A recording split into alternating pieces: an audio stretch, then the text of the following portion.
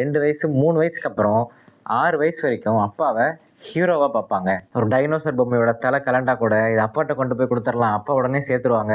குழந்தைங்களுக்கான முதல் ஹீரோ அப்பா தான். நம்ம ஹீரோ மாதிரி நடந்துக்கணும், வில்லன் மாதிரி நடந்துக்கூடாது. அடுத்த 6 வயசுலேருந்து 18 வயசு வரைக்கும் குழந்தைங்களுக்கான சிறந்த டீச்சர்ஸ் ஃபாதர்ஸ் தான். டீச்சர்ஸ்னால் என்ன? ஸ்கூலில் சொல்லிக் கொடுக்குற பாடத்தை நம்ம சொல்லிக் கொடுக்க வேண்டாம். நம்ம லைஃப்பில் செஞ்ச தவறுகள் திரும்ப அவங்க லைஃப்பில் நடந்துடக்கூடாது அப்படிங்கிற வாழ்க்கை பாடத்தை சொல்லிக் கொடுத்தோம்னா போதும். மரத்தில் ஏற்றி விட்டு மேலே இந்த குச்சை பிடிச்சிட்டு தொங்குடா மகனே, நான் கீழே நிற்கிறேன், நீ உழமாட்டேன், உளுந்தாலும் நான் உன்னை பிடிச்சிப்பேன் அப்படின்னு அவனுக்கு தைரியம் சொல்லி அவனை தொங்க விடணும்.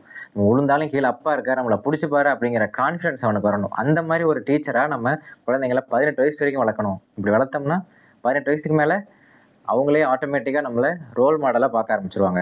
ஒரு குழந்தையோட முதல் எதிரி யார் தெரியுமா? அன்ஹீல்டு ஃபாதர் தான். கல்யாணம் பண்ணுறதுக்கு முன்னாடி நம்ம ஃபேஷியல் பண்ணிக்கிறோம், ஹேர் ஸ்பா பண்ணிக்கிறோம். ஆனால் குழந்தை பிறக்கிறதுக்கு முன்னாடி அந்த குழந்தைய ஹேண்டில் பண்ணுறதுக்கான மனப்பக்குவம் நம்மக்கிட்ட இருக்கா?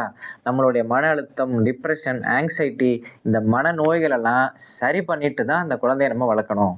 ஒரு குழந்தைக்கு முன்னாடி நம்ம ஒரு மனநோயாளியாக இருக்கவே கூடாது. அதை இன்னொரு மனநோயாளியை உருவாக்கிடும். சளி, ஜுரம் மாதிரி மன அழுத்தம், டிப்ரெஷன்லாம் எல்லாருக்கும் வர்றது தான். அப்படி இருந்துச்சுன்னா உங்கள் வீட்டில் ஒரு குழந்தை இருக்காங்க அப்படின்னா முதல்ல உங்களை குணப்படுத்திட்டு குழந்தைகிட்ட போங்க. உங்களுடைய மனநோய் குழந்தைக்கு பாதிக்கக்கூடாது.